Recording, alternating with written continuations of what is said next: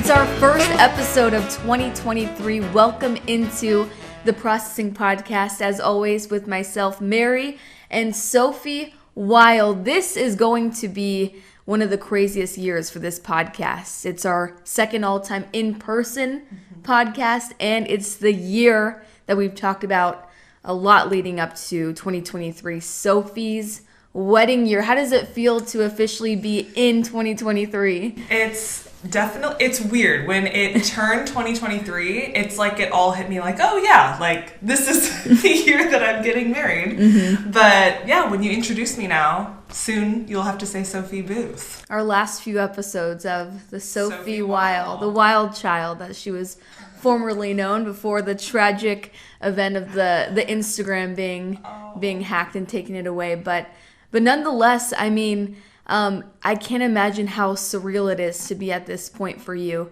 because in December, in November, and all the months before, it felt like it was so far away just simply because of the year and not being in that same year.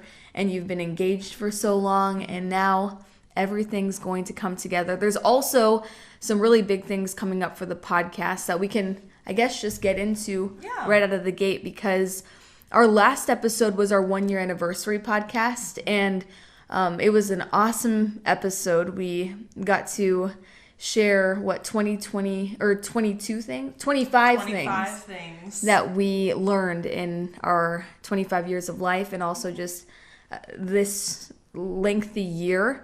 But it also gave us the opportunity to really reflect on where we want this podcast to go. We never put too much pressure on, let's make this perfect, let's get ahead of it before we're there. Like it's been a gradual development of us behind the mic, and now we've had a year under our belt to really decide what we want the future of the podcast to be.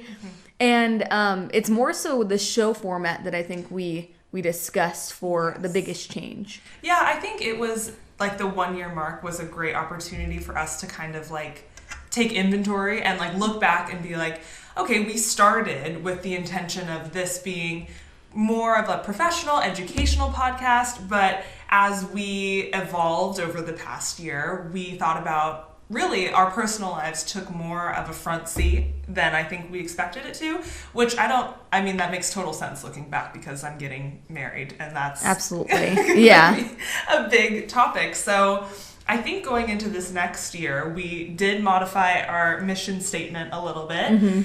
And our goal moving forward is going to be, for every episode, there to be a specific theme that our conversation revolves around. And really just kind of opening it up to talk about whatever fits within that theme, whatever free-flowing conversation fits within that larger, broader topic is going to be more so the show format than what it's been in previous episodes, like this segment, this segment, this segment. Yep. So I think I'm really excited for that format, because I think it allows us to just kind of pick themes that are relevant to us in that moment and just bounce off each other and have a really nice, genuine, authentic conversation about what's going on. Absolutely. Yeah. And it'll make it a little bit more direct for our listeners to know exactly what the general conversation will be for said episode. And I'm sure things will get mixed up just, there's crazy life events that happen. So we could get derailed a little bit. But for this episode, we chose the topic of personal development. So we'll get into that. In the spirit of the new year. Yes, in the spirit of the new year. But first, speaking about the new year, does it feel, now that we're 25, does New Year's feel the way it always felt to you? Because I remember it just being such a big occasion, and the countdown, the party, and just romanticizing the holiday so much before. This year, even though we were together and we were both on vacation and had fun, had our significant others with us, there wasn't as much anticipation for the actual countdown or even the holiday itself. Like, we went to brunch and we were told like a couple times Happy New Year, and it's like, oh yeah, it's a new year. Yeah, I remember that morning I wanted to get breakfast at our usual place, and it was closed, and I'm like, why are they closed? And then I'm like, oh, it's a holiday, which is really strange. I think it is because as you get older, I don't know, like New Year's last year does not feel like that long ago. Mm-hmm. I think when you're younger, it takes so long, or it feels so long to get from New Year to New Year. Mm-hmm. But if I had to guess, like last year's New Year feels like 6 months ago. Yeah. So it doesn't feel like the anticipation isn't as great as it used to be when I was younger. But you would think I would not have expected that, though, because it is going to be the year I get married this year. It's such a huge year for you. It is, but it didn't hit me until literally the countdown. And then it's almost like a switch flipped for me. Mm-hmm. It's like the day leading up, I'm like, it's still 2022. It's New Year's Eve, whatever. As soon as it hit 12 o'clock, I'm like, oh my gosh. Like, it's finally here. And when I was finally in it, it felt real, and it felt kind of surreal in that way, because then it felt like we could actually start planning the bachelorette party, because before it was like, oh, it's next year. Mm-hmm. You know, we have time. It's next year, but now it's 50 days away. And so it's, okay, we actually do need to start planning this because it's not that far away at all. Yeah, the deadline feels a lot closer, even though there's only a day in between, just it simply being a new year. Yeah. But in general, just the new year, it definitely blends together. Mm-hmm. I don't know if you guys can hear that, but her clock is beeping. My coffee's ready. Oh. But yeah, and part of me thinks that, for the holidays, you have to really put an effort in at our age, our old age, to feel the holiday spirit. Because it's so easy for working for just time to go by quickly through that. Yeah. And making an effort to go look at holiday lights and just do festive things. Mm-hmm. Maybe that effort wasn't put in enough to really feel the spirit, and that's kind of something you have to keep in mind, or at least that I think the older I get, the more intentional I have to be about holidays, because it gets each year it gets more and more watered down, and I think this New Year's definitely was watered down a little bit. Mm-hmm. It was still a ton of fun, it just wasn't like, oh my gosh, I feel so optimistic about what's ahead in terms of like having resolutions, and this year is going to be so different. We're going to really come alive. It was just like, kind of snuck up we are who we are. And this, I can't imagine it changing too much other than the amazing events. But I don't know if everyone else, I guess depending on your age, but can relate to that. Just the older you get, the less exciting certain holidays get. Now, like I said, though, it did sneak up on me. Now that we're in it, I'm very excited and very optimistic. And I don't like to say these things because, like I said, in 2020, I feel like everybody got jinxed. But I genuinely feel like this year for me is going to be the year that I look back on for the rest of my life.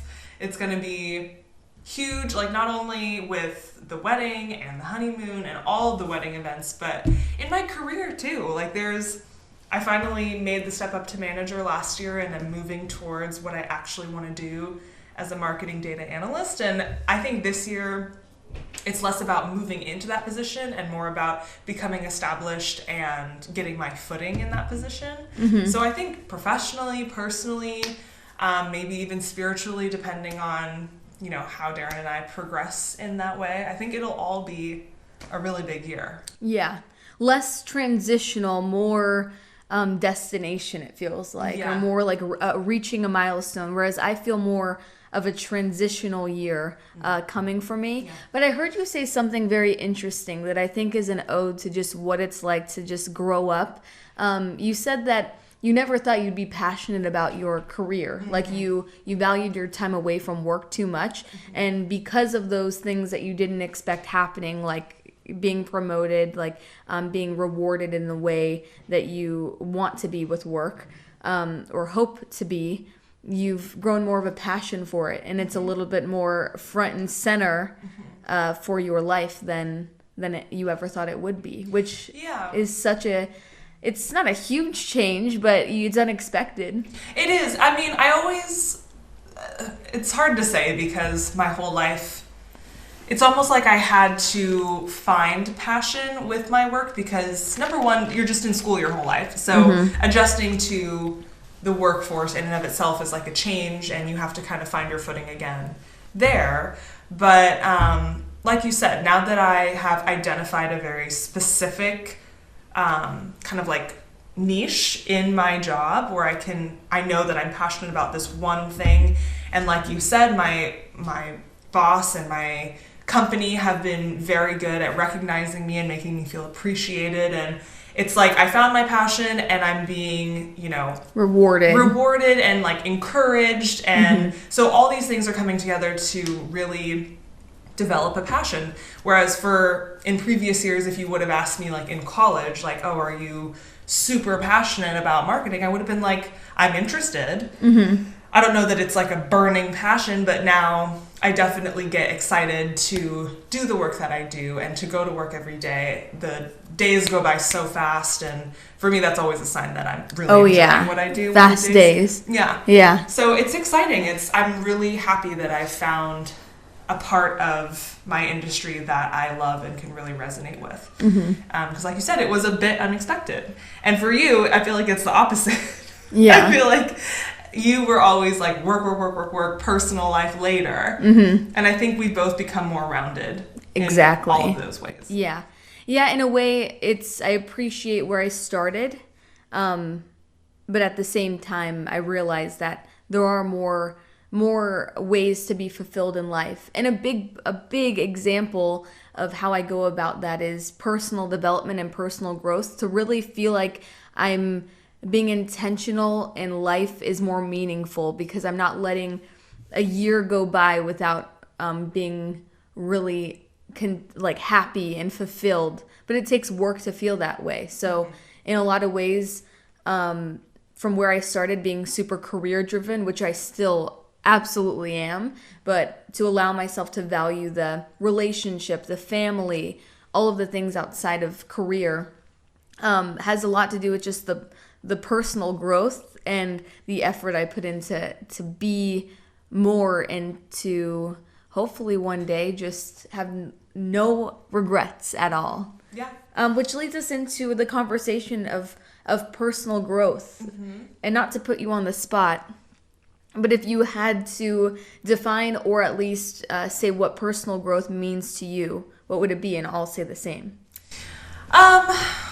What it means to me, I think personal growth, and I always actually think in terms of how I was raised, but my dad always told me to do things in life that scare you. So like putting yourself, you don't have to take it literally, like you don't go to a haunted mansion. Yeah, like you don't have to be annoying about it, but to do things that kind of make you uncomfortable. Like, for example, I remember I signed up in 8th grade to do like the speech for graduation, and that was terrifying to me, but I'm so glad I did it, and it was such a great growing opportunity. And I think that's what it means to me, is like being willing to identify the things that you are interested in or care about, but that might feel a little uncomfortable, and pushing yourself to do those things.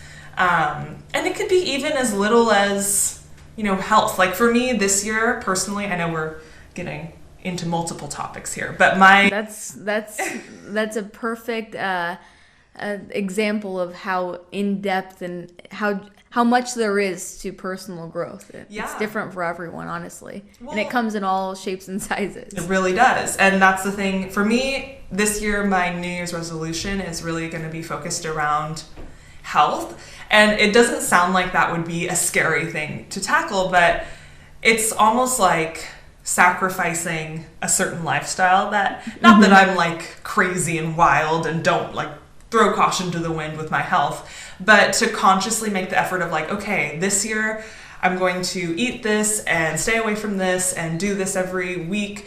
It's uncomfortable to like have to really put yourself in the mindset to prioritize your health in that way, because it's a commitment for sure, and it's going to take effort and it's going to take time. And I think that is how you grow, is like being willing for something that you care about to put forward that commitment and that effort.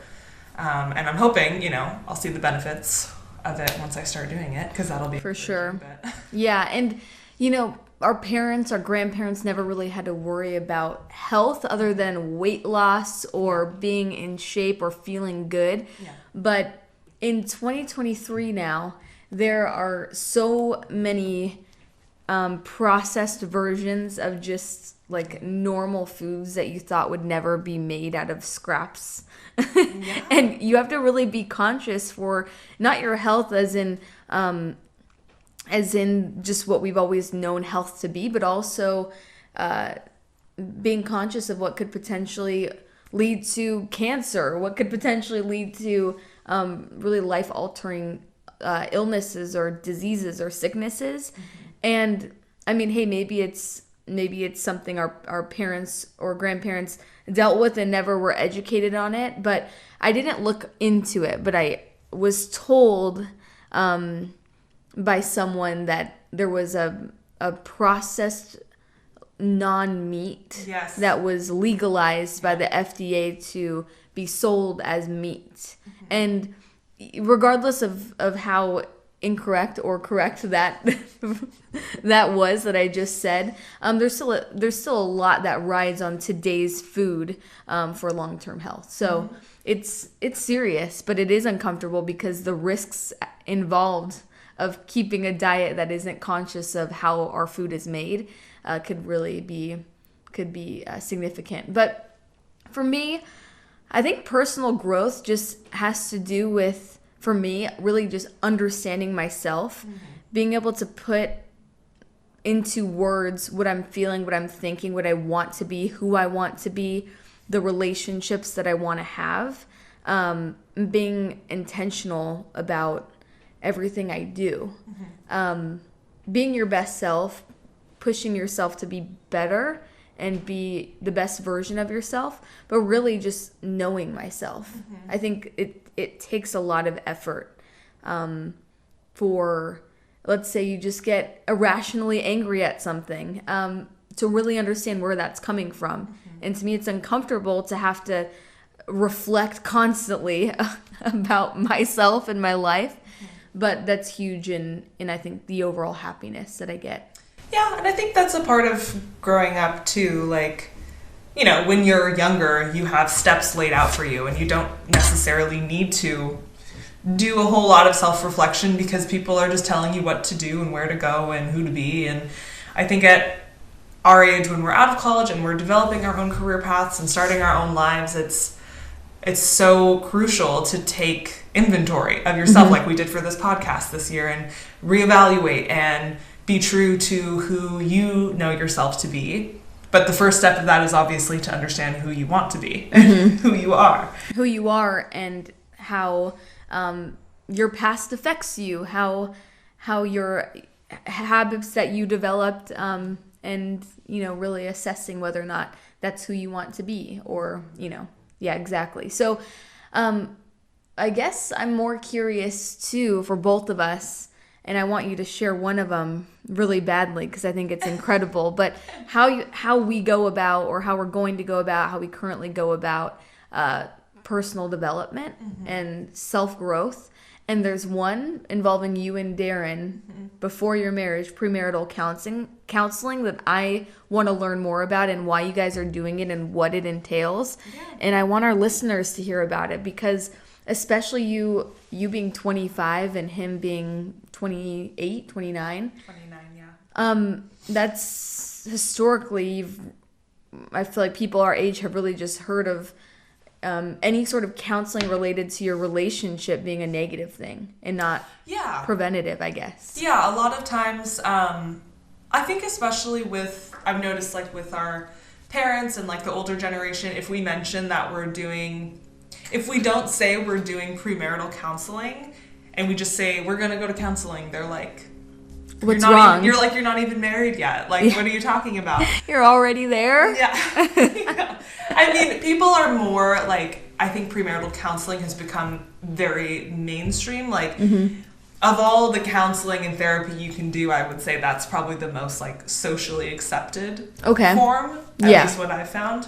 But that's the thing. I mean, for me, maybe it's because I grew up with a family who was very open to therapy and like open to discussing like mental health and all of this. So therapy for me has never been a negative, stigmatized in any way. I think that's key, self-growth and self-improvement. But when you involve a significant other, I think where if I wasn't as experienced in relationships and I heard you say premarital counseling, my mind used to think of relationships as it's supposed to be easy and perfect. Mm-hmm. Like, it was actually this year where I really understood to a different degree that relationships take so much work, and the easier it is doesn't necessarily mean that you guys are meant to be. Mm-hmm. It's like, how much work are you willing to put into it to be what you want to be? So when you think of having to do it, I think I imagine the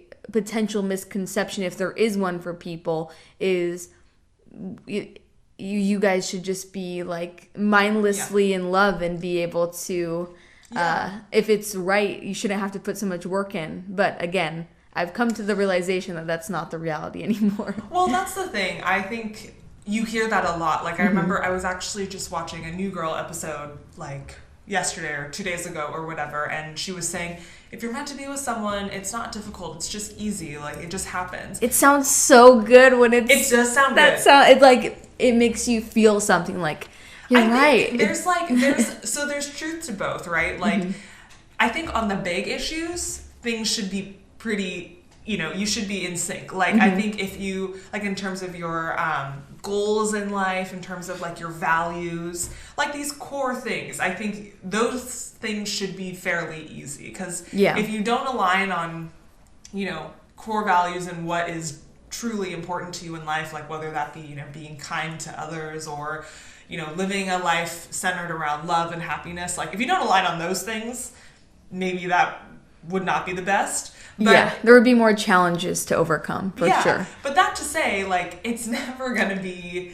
You're two different people with two completely different life experiences and two completely different upbringings and two completely different brains and personalities. It's going to be work. And I think the longer I'm in my relationship and living with Darren, the more I understand that it like the choice thing, like choosing to be in a relationship is really very true. If you love the person and you want to be with them, then you will make it work. And so I think that's really the big... I wouldn't say need counseling. Like, I don't... If we couldn't do premarital counseling for some reason, like let's say we couldn't find a therapist that we liked or it was too soon to the wedding, I wouldn't be concerned.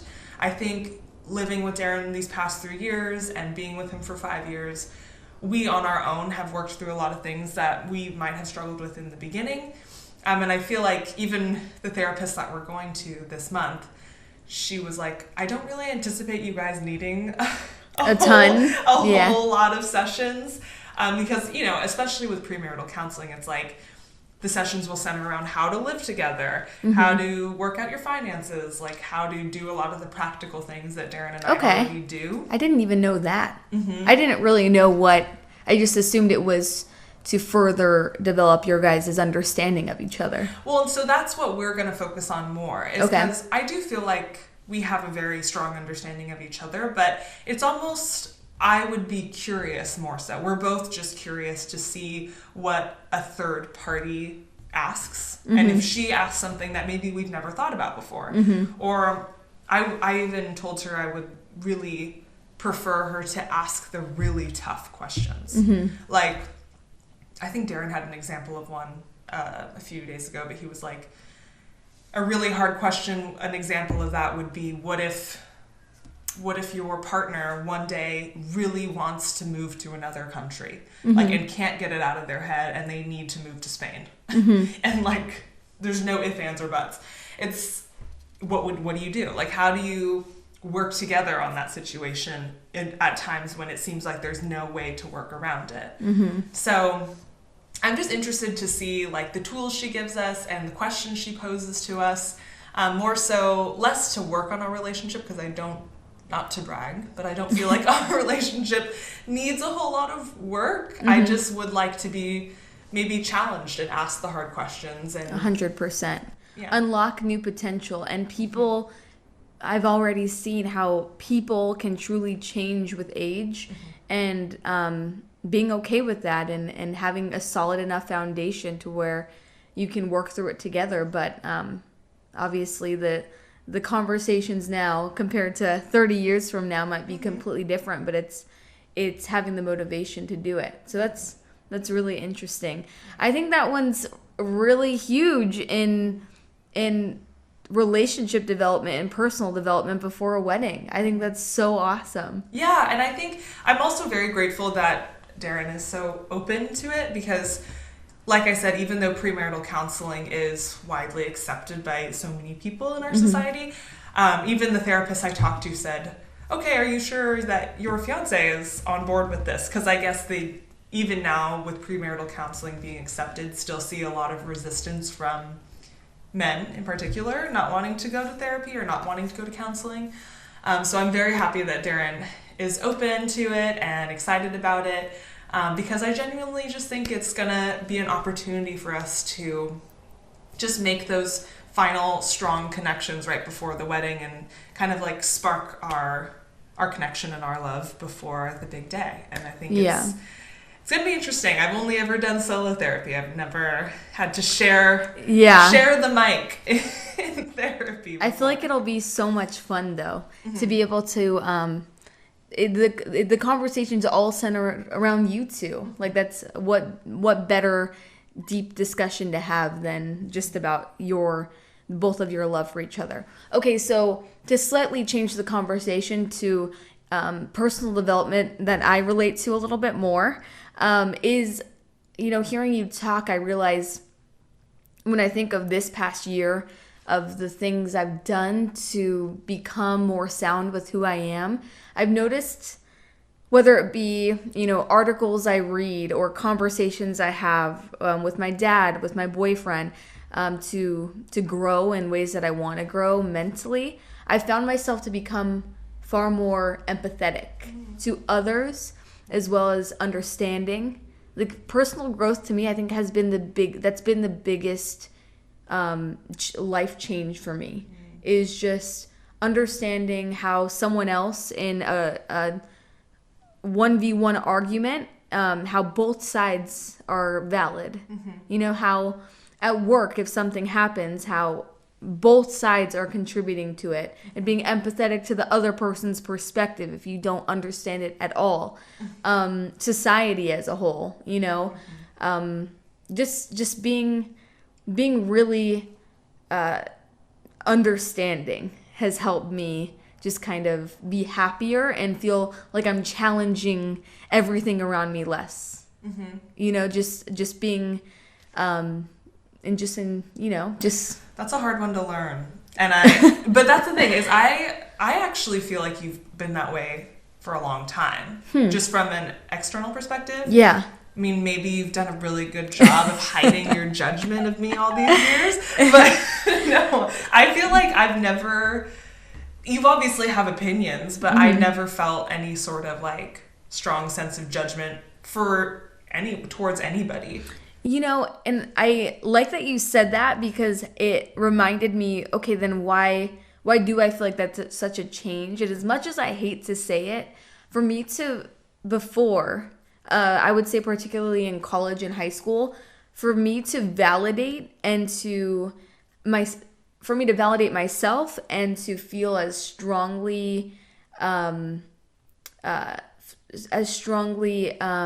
what's the word? Just, I guess, content and sure of myself, I put myself above others. So again, as much as I hate to admit it, like, my love for my career and my sureness of that made me feel like I'm doing it the right way. Yeah.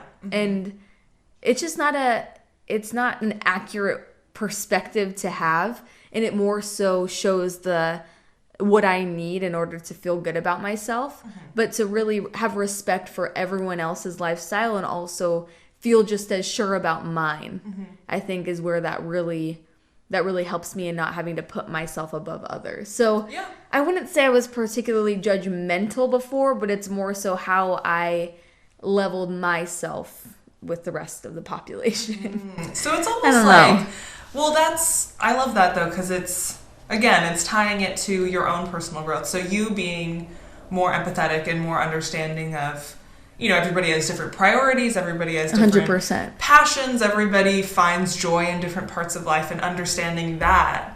Being happy for them. Like, that's perfect. In that way, then your worth and your happiness isn't dependent on other people and your measurement against those other people. It's dependent upon your own. Yeah. Like, I want to be completely happy if everything in my life left, like all the things I love. Like, I want to still be able to be whole. And I think that's just a part in feeling whole, is not having to have other things to measure myself on. It's just being so solid internally, which you can only go so far without therapy. So, and like I've said on this podcast before, I'm so excited to regularly be in therapy one day, but since right now it's not in the cards, it's just as much as I can do to just be a little bit of a better person and be happier, for sure. I think that's, at least because I actually just stopped my own personal therapy because we're going into premarital counseling, and you only have so much money for the copays. I can only afford so many therapy sessions per month. So I just stopped, but I have been in personal therapy since I was 18, really. I mean, on and off, like, I think the year of COVID was like an off year and I didn't go as much.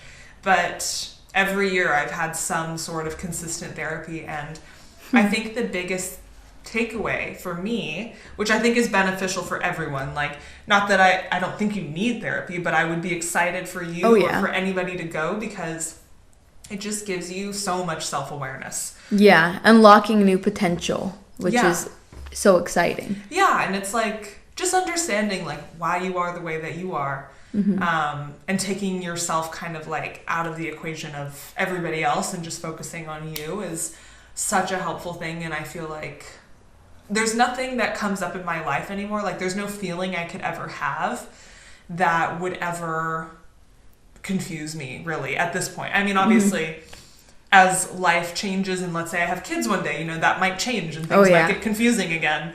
But as it stands now, where I am, I have no weird ambiguity or uncertainty about any of my feelings, which is a great place to be in getting married, because... And this young. So is that your biggest takeaway, is not being certain of who you are and just where you come from? Yeah. I feel so, like, especially if I think about where I started in therapy at 18, looking back, I was so concerned about other people and their opinions, and judging myself based off of what other people thought. And obviously, you're a human, like, you still care what, like, the people in your life think. Of course. But not letting your own happiness and image of yourself be affected by that in any way. So I think that sense of security is a huge benefit from therapy. And like I said, great going into marriage, because it's a big choice, and you have to be confident in yourself and in your decisions, because if you're worried about what everybody else thinks when you're getting married or making a big life decision, it's going to be awful. Could you ever be with someone, or have someone a prominent person in your life not have any care or interest in personal development? Whether it be just willing to have someone understand you to a deeper level, or, I don't know, I feel like it's a broad question, but if someone didn't value trying to be sure of themselves like you, could you have a close relationship with them? Or I think more so it's a better question for relationship. Could you be with someone that wasn't like that? That wasn't interested in couples therapy, but you still... Yeah, I don't know. If they weren't interested in therapy, I could do... Because, like, that's... Everybody has their own ways that they... Because therapy is a great way to do it, and I personally believe in therapy, and I believe in the power of it, but other people have different ways of improving themselves. But if they weren't interested in self-improvement, I don't think I could deal with somebody like, just because I could maybe be friends with that person, you know, but I think a big part of also being in a relationship is trying to be your best for the other person as much as you can. And if you're just stagnant and not growing, then I don't really think that'd be very fun. Or interesting. No. Yeah, and exactly. Interesting, and the longevity of it. To continuously grow, I feel like would help with the longevity. So you mentioned eating being a personal growth topic for you this year. Eating. Just gonna eat. Health. Health with your eating. Yes. But so I assume that also is in line with your New Year's resolution, just your diet and living a healthy lifestyle so that you don't have any long-term complications and you're prioritizing your health long-term. Yeah, we recently went pescatarian. And really, for me personally, it's a health choice. For Darren, it's also health, but he's also passionate about animal rights and all of that. Okay. But for me, there's just a lot that I've read and a lot of research I've done on my own, where like almost like a Mediterranean diet is how they explain it. It's like very high in fruits and veggies, and eliminating red meats and poultry and pork. I guess maybe for more people than others, a lot of those types of meats are very like inflammatory for your system. And a lot of things are inflammatory, especially in the United States, because everything is so processed, it irritates your stomach. But at the very least, eliminating those items, I've already started to feel better. Like it's been probably a month and a half, and I just feel lighter. I feel like my stomach is more regular. I feel very energetic. That's huge. So, yeah. And so I can't say for certain that it's because we went pescatarian, but it's really the biggest thing that I've changed in the past month and a half, so I would assume. But I've been talking a lot. What's your New Year's resolution?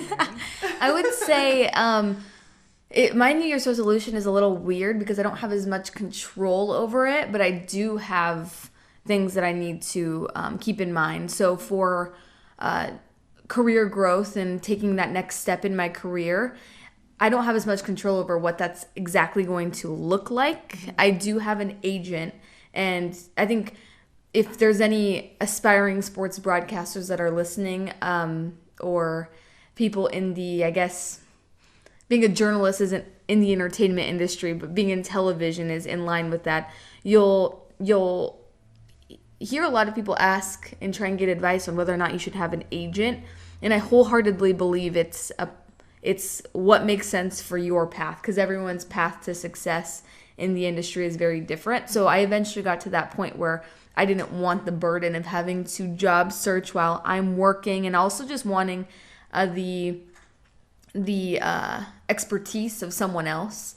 And I had talked to various agents, but the one that I ended up really committing to is just someone I'm very in line with in terms of what potential is out there for the sports broadcasting world, because it's not just about being in local TV or being on ESPN anymore. There's so many ways to consume sports content. So I want to really have that all in my job search. So anyways, with that, I don't have as much control over what that'll exactly look like, but it will require me, which I never thought I would feel this way, but it will require me to get out of my comfort zone, because I've been in Minnesota for almost 4 years, and I'm in a relationship and I enjoy my life, but at the same time, I will never feel happy and content with everything if I'm not growing in my career. So I have to chase my dreams, but it's also going to result in some discomfort. So just being all in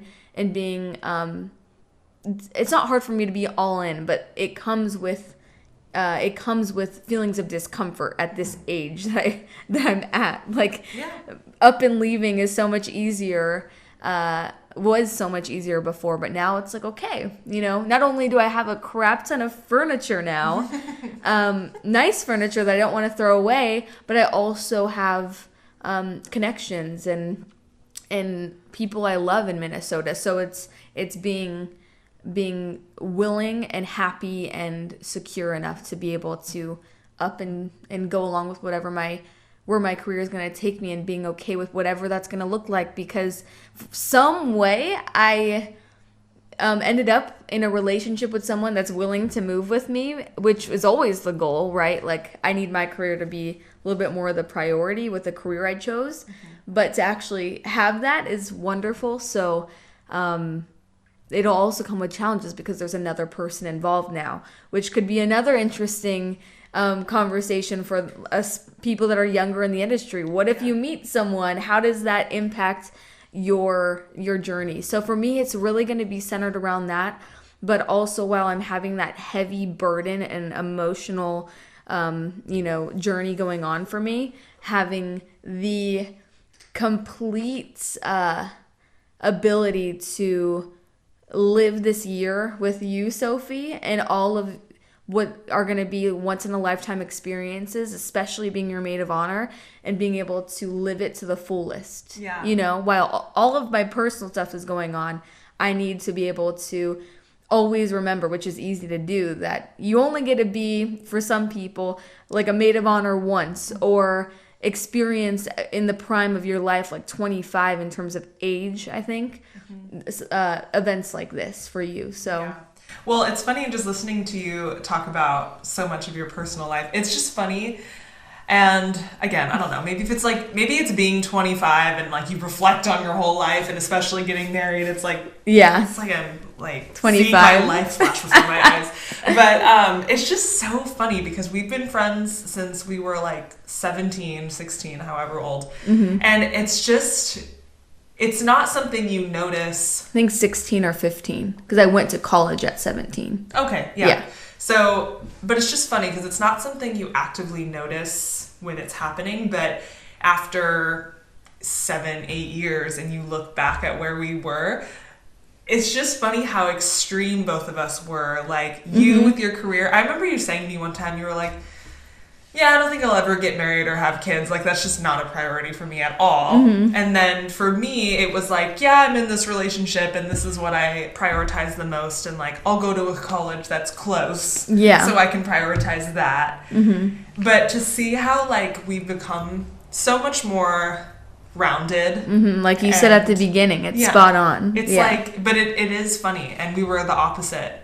You were very professional and I was very personal. And we've grown kind of like into those other sides of our life. It's just good. It's like, I think it's the healthiest thing to be a well-rounded person with each part of your life is having like equal amounts of growth. I think that's important. For sure. It's just funny. And 100%. And it'll be a very big personal journey because, I completely agree with what you said. But for example, when I talk to my sister, she will, she might have a comment or make a expression that makes it feel as though like, oh, my career passion will be temporary, but until I'm in the mode where I want to have kids and actually have a personal life, it'll go away.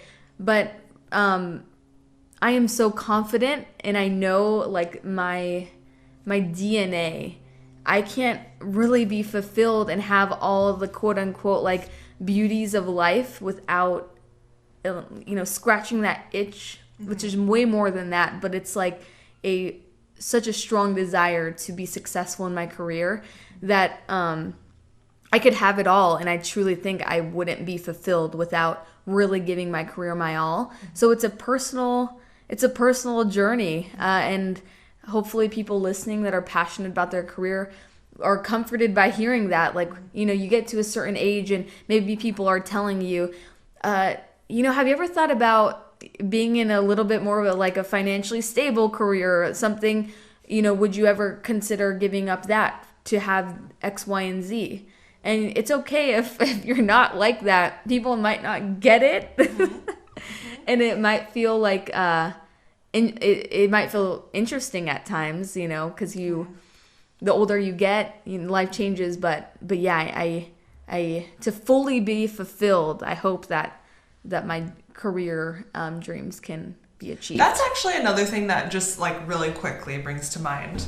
I think another thing I learned this past year especially was kind of being okay with deviating from the norm if that's what's going to make you happy. Yeah. Like there are, whether we want to admit it or not, like certain expectations that society or your parents or whatever it may be put on you to like this certain type of life that everybody thinks is the best life to live. And like for us personally, like we are interested in moving out of California one day. And to my parents, that's like the craziest thing you could ever possibly say. Like, yeah, like why? Yeah.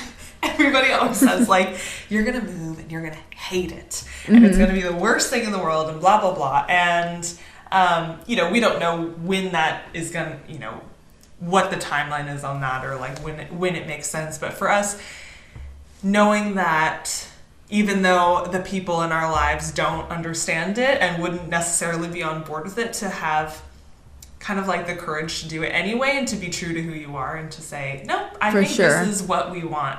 And just keep in mind when people say that, which I'm always going to be an advocate of getting out of your home spot because I did and I love it. But the arguments people always say are weather. And trust me, there's a lot of people that live on the East Coast and the Midwest and they endure the weather.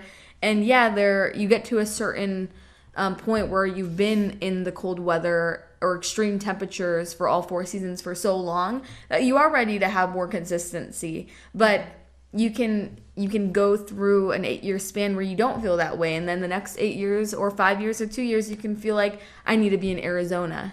So like weather is just a really tough thing for me when people are not an advocate of leaving warm weather. I'm just like, you know, you feel that way now, but not everyone is at that point in their lives where they feel that way or value that. Yeah. But I think this was a great first episode to start 2023.